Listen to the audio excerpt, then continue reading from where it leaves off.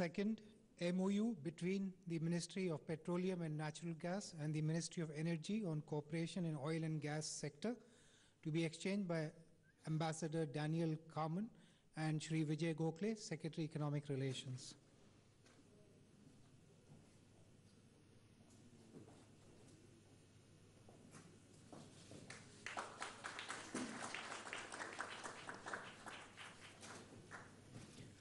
Third, protocol on amendments to the air transport agreement to be exchanged by Ambassador Daniel Carman and Shri Vijay Gokhale, Shri Rajiv Nayan Chaube, Secretary, Ministry of Civil Aviation.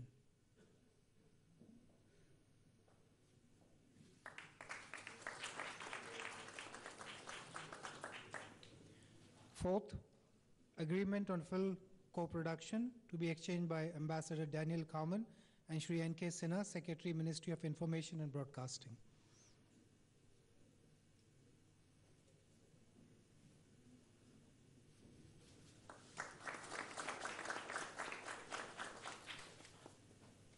Fifth, MOU between the Central Council for Research in Homeopathy, Ministry of Ayush, and the Center for Integrative Complementary Medicine, Sharej Reddick Medical Center on cooperation in the field of research in homeopathic medicine to be exchanged by Ambassador Daniel Carman and Shri Vaidya Rajesh Kotecha, Secretary, Ministry of Ayush.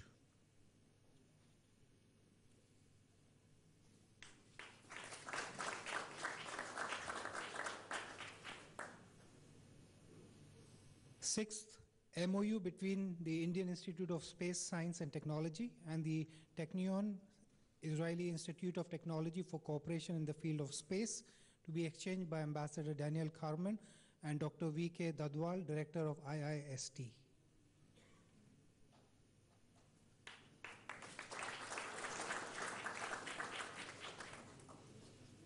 Seventh, letter of intent between Invest India and Invest in Israel to be exchanged by Ambassador Daniel Carman and Shri Deepak Bagla, Managing Director and CEO, Invest India.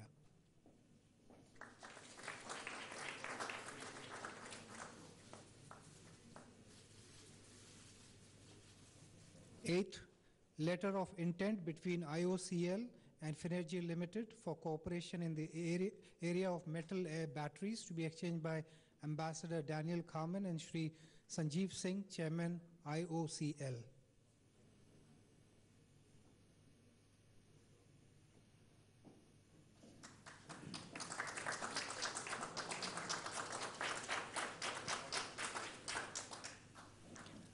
Ninth, letter of intent between IOCL and YEDA Research and Development Corporation Limited for cooperation in the area of concentrated solar thermal technologies to be exchanged by Ambassador Daniel Carman and Shri Sanjeev Singh, Chairman, IOCL.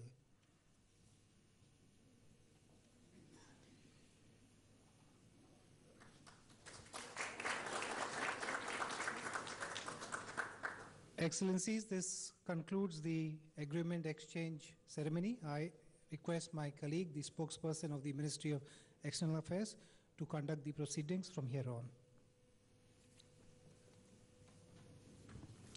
Good afternoon, ladies and gentlemen. I welcome you all to this press event. To begin the proceedings, may I request the Honorable Prime Minister of India to deliver his statement to the media. Your Excellency, Prime Minister Benjamin Netanyahu, Srimati Sarah Netanyahu, members of the media, it is a great pleasure to welcome Prime Minister Benjamin Netanyahu on his first ever visit to India. Yedidi Hayakar Baruchim Baruchim Havayam Le Hod.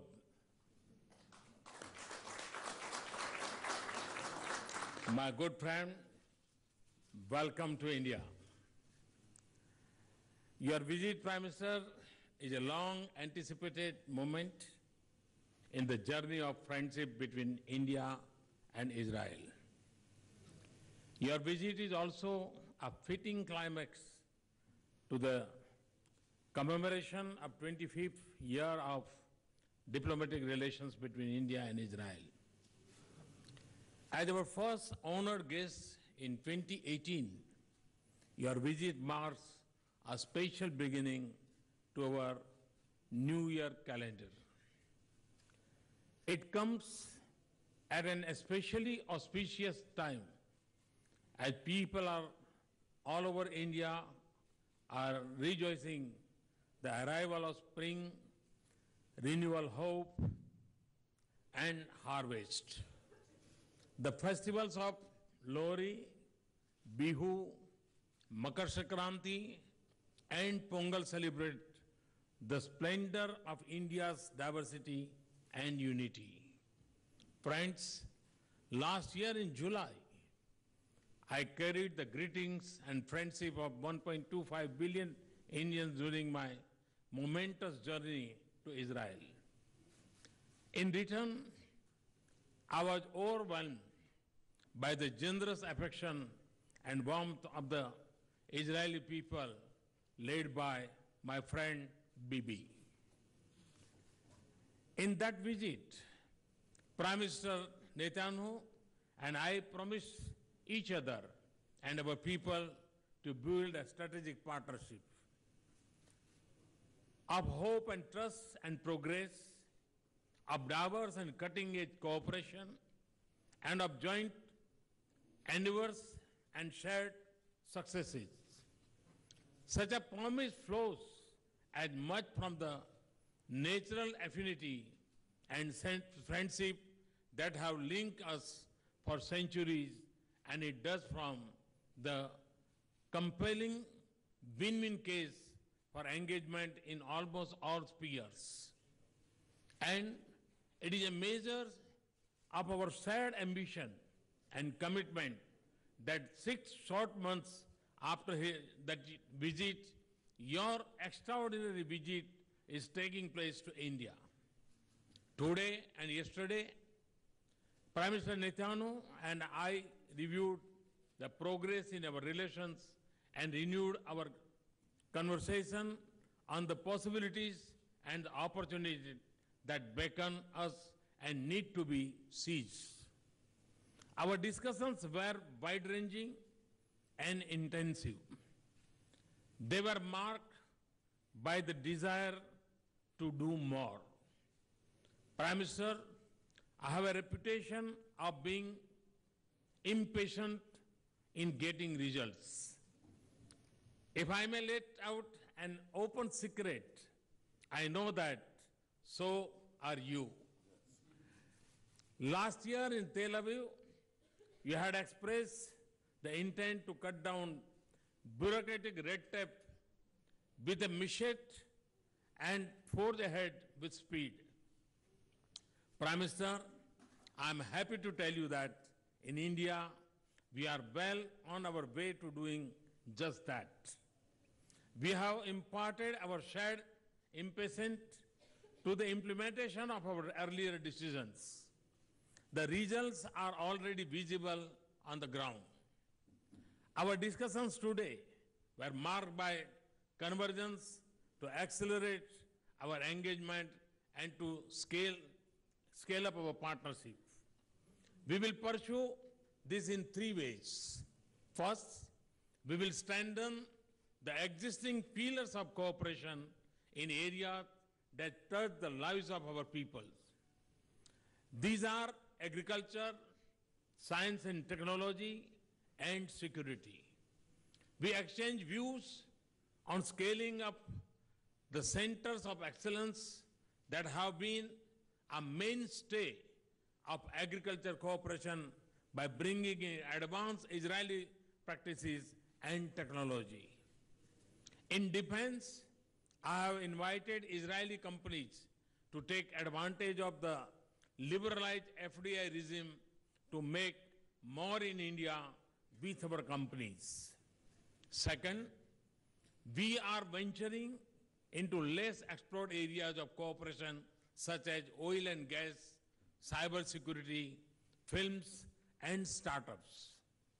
You will find this reflected in the agreements that we are just exchanged. Several of these areas are indicative of our desire to diversify and broad-based engagement. And third, we are committed to facilitate the flow of people and ideas between our geographies.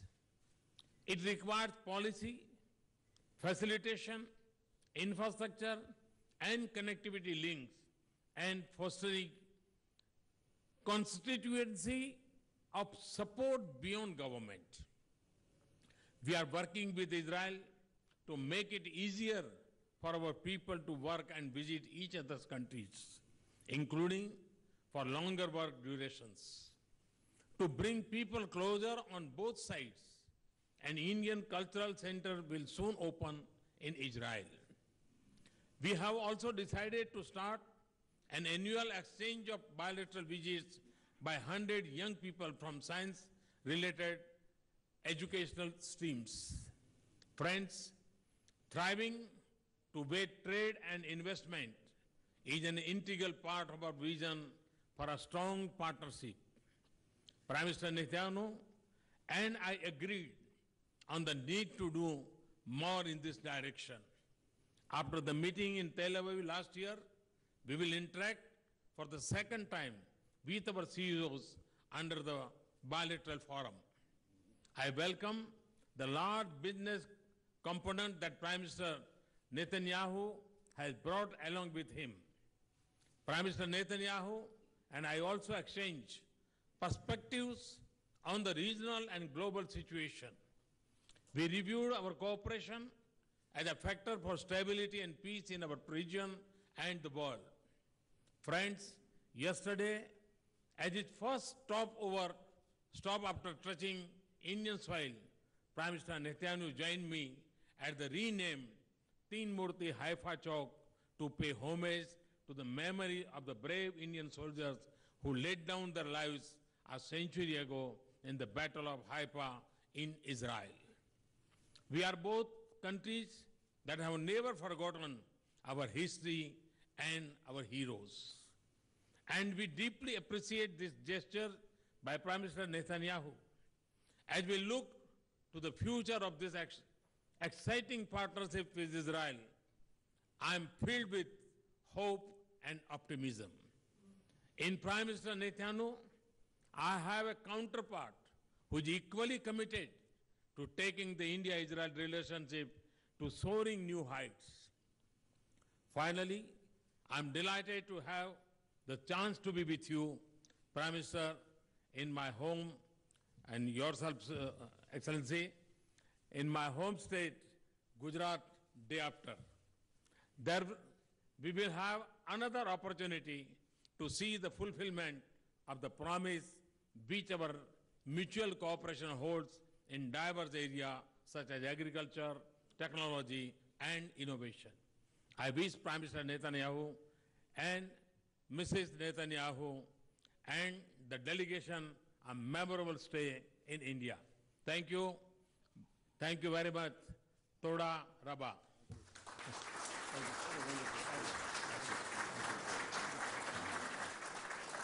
Thank you, sir. May I now request the Prime Minister of Israel to deliver his remarks to the media. Thank you, my friend, Prime Minister Modi, Narendra. Thank you for your exceptional friendship and hospitality that you showed me, my wife, our delegation. I was deeply moved today in the celebration, at the ceremony. It was an expression not only of the honor you showed me, but the honor you show the people of Israel and the state of Israel. You are a revolutionary leader, in the best sense of the word revolution. You are revolutionizing India. You're catapulting this magnificent state into the future, and you have revolutionized the relationship between Israel and India. I'm the son of a historian.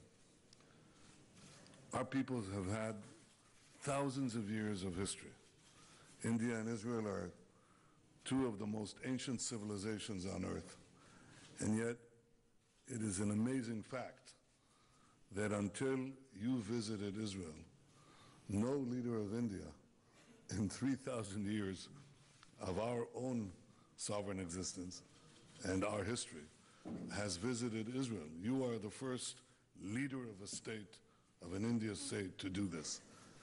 So it was a groundbreaking visit. It excited the imaginations of all Israelis, and of course of the many Israelis of Indian descent, of origin, who came and were, how shall I say this? Well, I thought I was in a rock concert, but it was a historic event as well. We are ushering today a new era in our relations. We've had diplomatic relations for 25 years, but something different is happening now because of your leadership and because of our partnership. There are three things that bind our countries together. The first is that we have an ancient past. The second is that we have a vibrant present. And the third is that we are seizing together a promising future. We are proud of our past, our rich histories, our people's contributions to human civilization, in language and literature, in mathematics and medicine, in philosophy and faith. The greatest texts that human beings produced are in Sanskrit and in Hebrew. None greater and none more enduring. And we never forget this.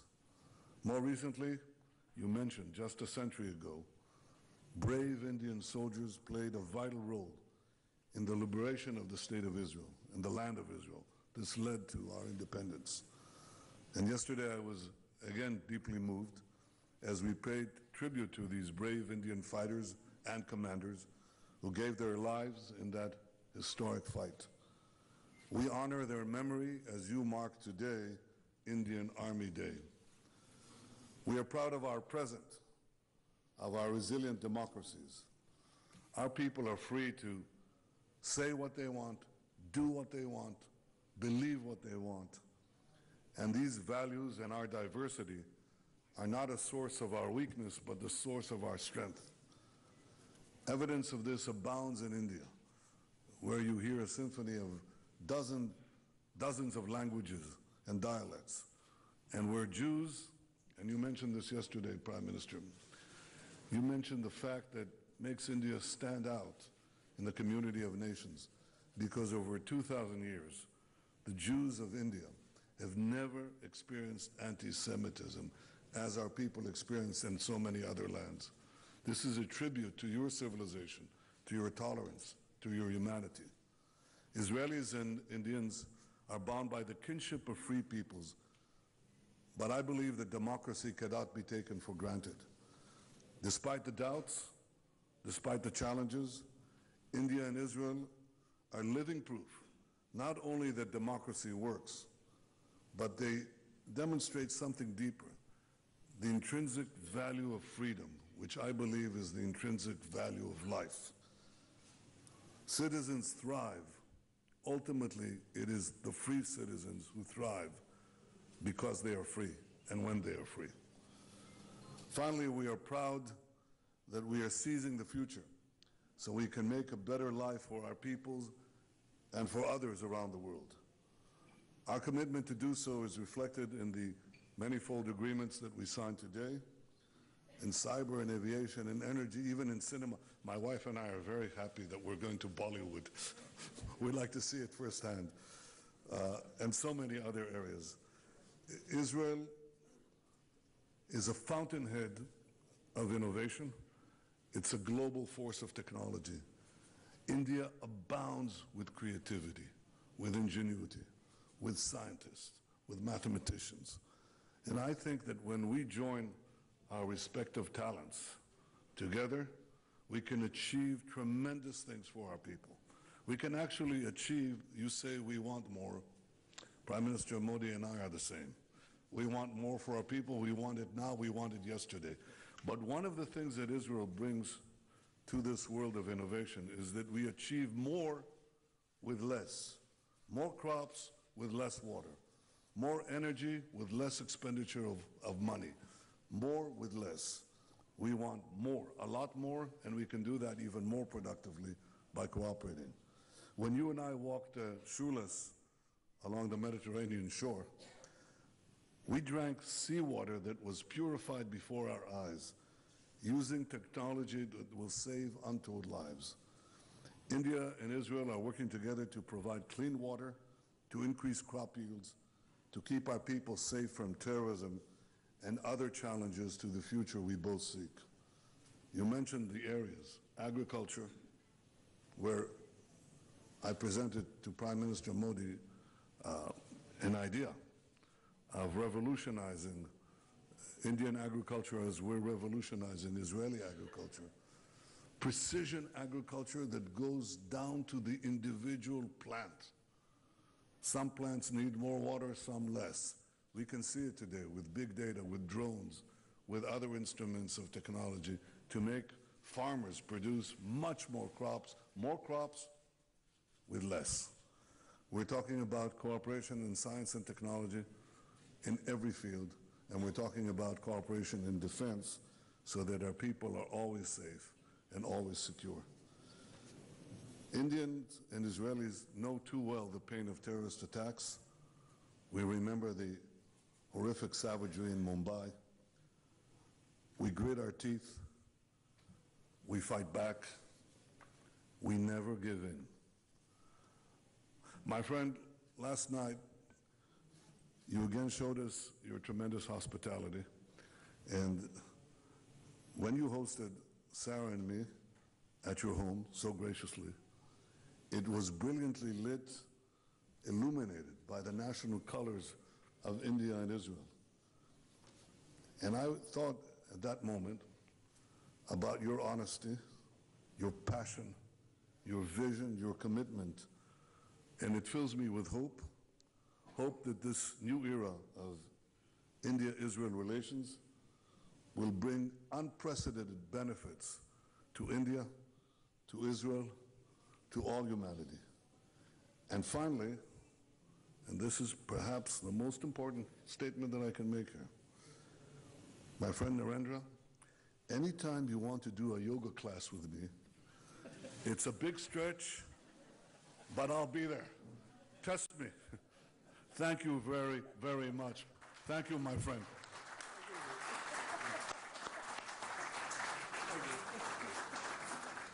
Thank you, Excellency, for your statement.